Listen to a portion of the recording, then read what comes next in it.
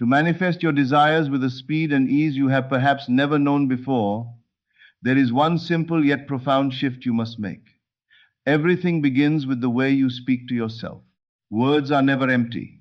Thoughts are never harmless. Feelings are never silent. They are the very substance from which your world is formed. What you think of yourself, what you say to yourself, and what you repeatedly feel about yourself become the conditions of your experience. If you desire to accelerate your manifestations tenfold, then you must learn to address yourself in the language of fulfillment, abundance, and success. Understand this. The universe is always answering. It does not respond to your wishes alone, nor to your complaints, nor even to your outward posture. It responds to the state you occupy. Your thoughts, your emotions, and your inner speech carry a vibration, and that vibration becomes the signal by which your world arranges itself around you. Words are not merely instruments of communication. They are instruments of creation.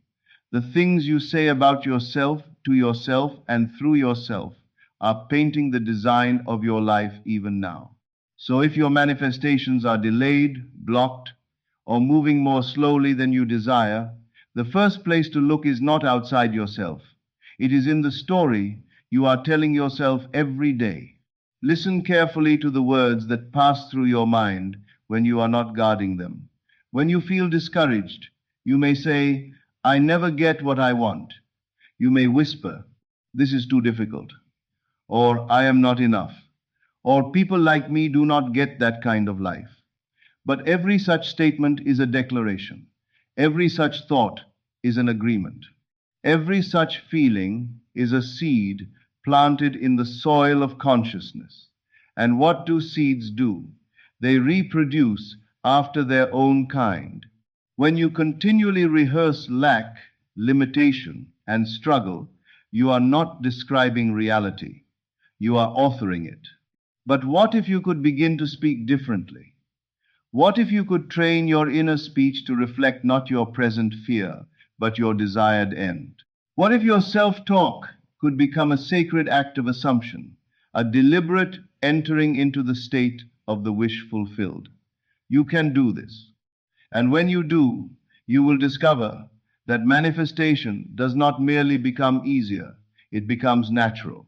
This is the great secret Neville Goddard taught in his own way. Live in the end. Do not speak from longing. Do not speak from absence. Do not speak as one waiting for life to begin. Speak as one who already dwells in the fulfillment of the promise. Let your inner conversation come from the state of having, not hoping, from completion, not craving, from certainty, not uncertainty. When you speak to yourself, let your words rise from the assumption that the thing desired is already yours. Feel the reality of it. Let the emotions of completion, gratitude, and quiet joy flow through you as though you are already standing in the fulfillment of your desire. Speak with the authority of one who knows. Speak with the calm confidence of one who has already received. For example, instead of saying, "I hope I get the job," say, "I am deeply grateful for this wonderful job that is already mine." Instead of saying, "I will be successful," say, "I am successful now." Instead of saying, "I wish I were loved," say, "I am loved, cherished, and valued." Notice the difference. One speaks from distance, the other speaks from possession. One reaches, the other rests. One waits, the other creates. At first, this may feel unfamiliar. Your old habits of doubt may resist you. The mind trained by past disappointment may question this new way of speaking. But that is no reason to stop. In truth, that is the very moment to persist. Neville taught that the persistence of assumption is what gives it life. Continue speaking from the desired state until it becomes more natural than the old state. Continue until your inner speech no longer sounds like the voice of limitation, but like the voice of identity. And do not overlook this. The manner in which you speak matters as much as the words themselves.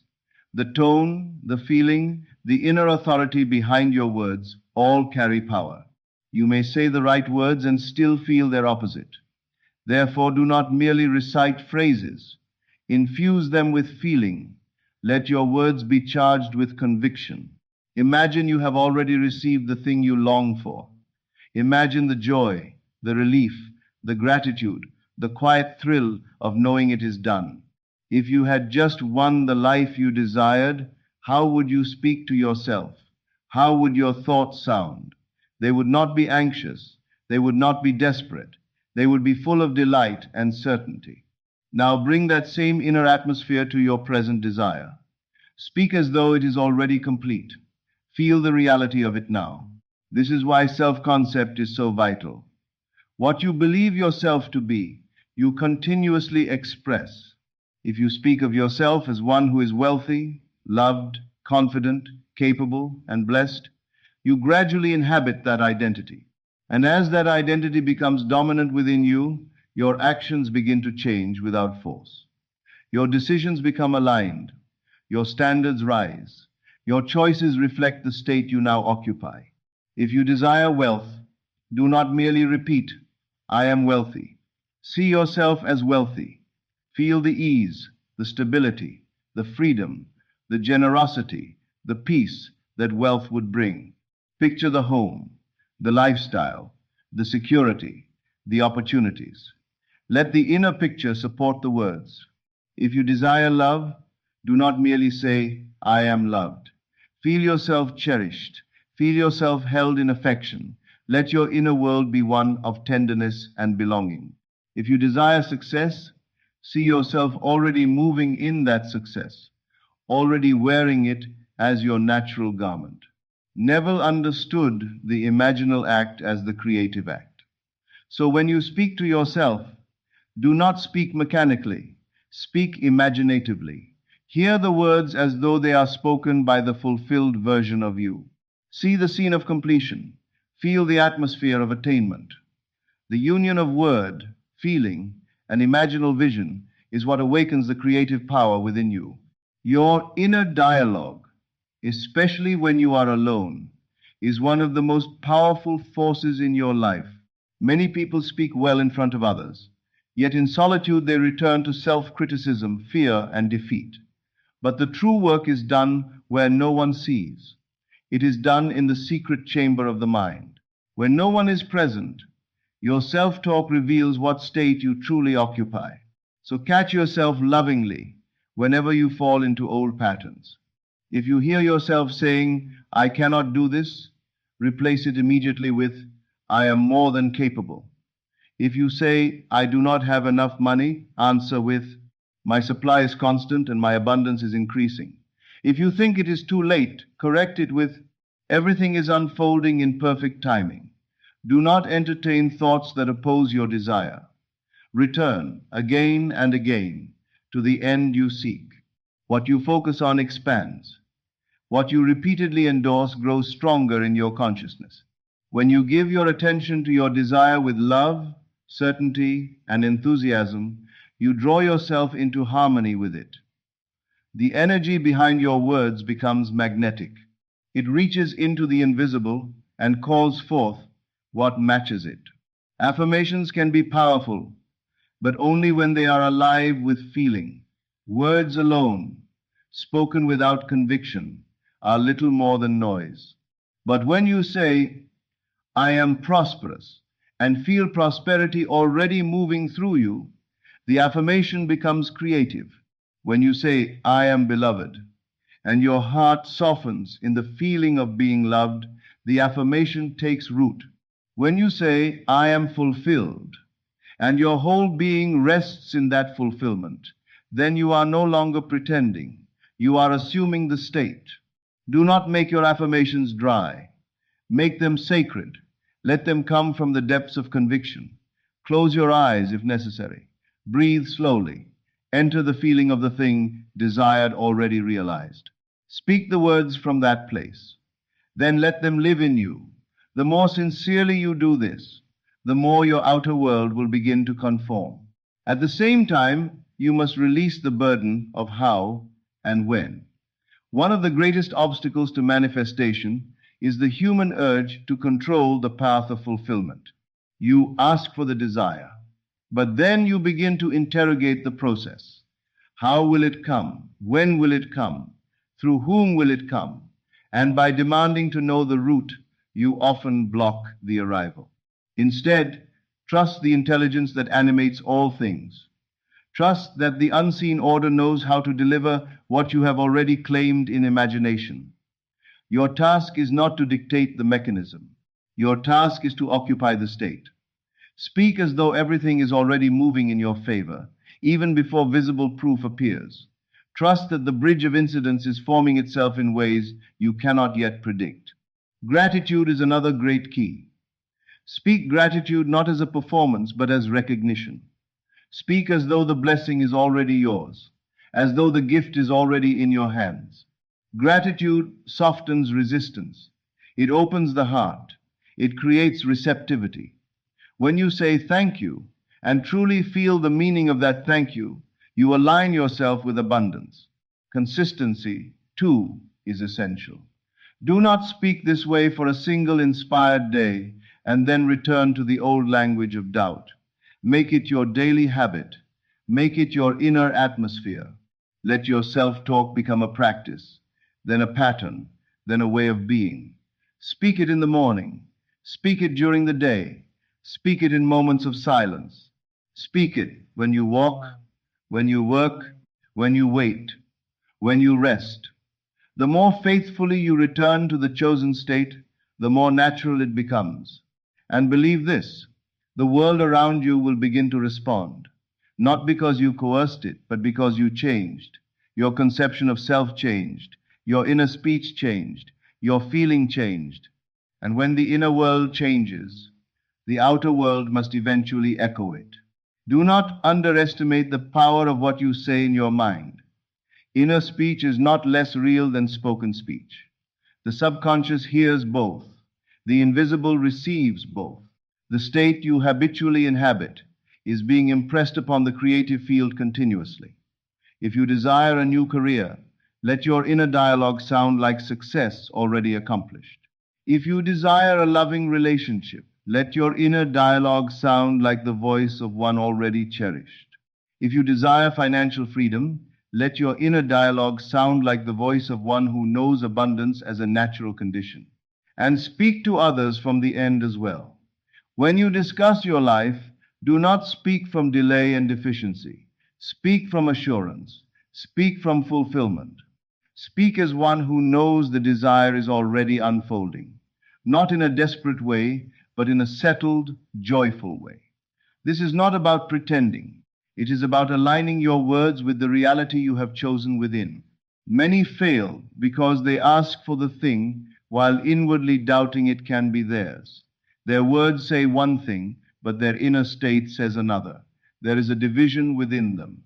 Yet when words, feeling, and identity all agree, manifestation is accelerated. When you say, I am abundant, and truly feel abundant, you are not speaking about a future event. You are speaking from a present state, and that state, repeated, becomes the world you live in. Do not be discouraged if the outer appearance seems unchanged for a time. Neville taught that appearances are not final authority. The outer world is always a reflection, and reflections may lag behind the source. Stay firm. Remain loyal to your chosen assumption. Do not surrender to present evidence. The seed does not appear as a tree on the day it is planted, yet it is alive, it is working, it is becoming. In the same way, your words, when spoken from conviction, are doing their unseen work. They are sinking beneath the surface of the mind, rearranging your inner landscape, calling forth the matching conditions of life. Continue watering the seed. Continue nurturing the state. Continue thinking, feeling, and speaking from the end. And do not wait for a special moment to do this. Do not reserve it only for prayer, meditation, or quiet reflection. Bring it into your ordinary day. When you are walking, working, cooking, driving, waiting, or resting, let your inner speech remain faithful. This is how the new state becomes embodied. This is how it becomes your default. The subconscious is always listening. Feed it consistently, and it will accept what you persistently give it. The beauty of this practice is that you do not need to wait for life to change before you change your words. You change your words first, and life responds. That is the order. That is the mystery. That is the law. You are the operant power in your world. Your speech is the brush. Your imagination is the canvas. Your state is the source from which all else unfolds. As you continue to practice this, it will no longer feel like a technique. It will become your natural expression. You will no longer have to force yourself to affirm. You will simply know who you are, and your words will flow from that knowing. The effort will diminish. The resistance will dissolve. The feeling of strain will give way to the feeling of certainty. And as your inner speech aligns with your desire, your outer actions will begin to align as well. You will feel inspired to move in ways that match your new state. These actions will not feel forced or desperate. They will feel natural, obvious, even inevitable. You will know what to do because your inner world will be clear. You will be guided by the quiet intelligence of your own fulfilled assumption. Manifestation is not a struggle. It is alignment. It is the uniting of your inner and outer worlds, and the bridge between them is your conscious speech. Speak with intention. Speak with belief. Speak with feeling. Speak as one who already lives the life desired. Then watch as your world rearranges itself around that assumption. You are a creator. You are not powerless. You are not waiting to be chosen by life. Life is waiting to be chosen by you. The words you speak are not casual. They are creative acts. They are the keys that open the doors of your destiny. So speak to yourself as the one who already has what you desire. Speak to yourself with love, with reverence, with gratitude, and with quiet authority. Speak as though it is done. The universe is always ready to answer the state you occupy. And when you occupy the state of fulfillment, you will discover that fulfillment begins to meet you. When you speak from abundance, abundance answers. When you speak from love, love answers. When you speak from success, success answers. It is all written into the law of your own consciousness. So from this moment forward, choose your words wisely. Choose your inner conversation deliberately. Refuse to speak against your own destiny. Refuse to cooperate with limitation. Instead, speak life. Speak wholeness. Speak completion. Speak as though your desire is already yours, because in consciousness it is. This is the key to manifesting faster. This is the path of Neville's wisdom. This is the way of living in the end. Speak it, feel it, believe it, persist in it, and know with unwavering certainty that it is already yours. This is Neville Lectures. I'll see you again in the next video.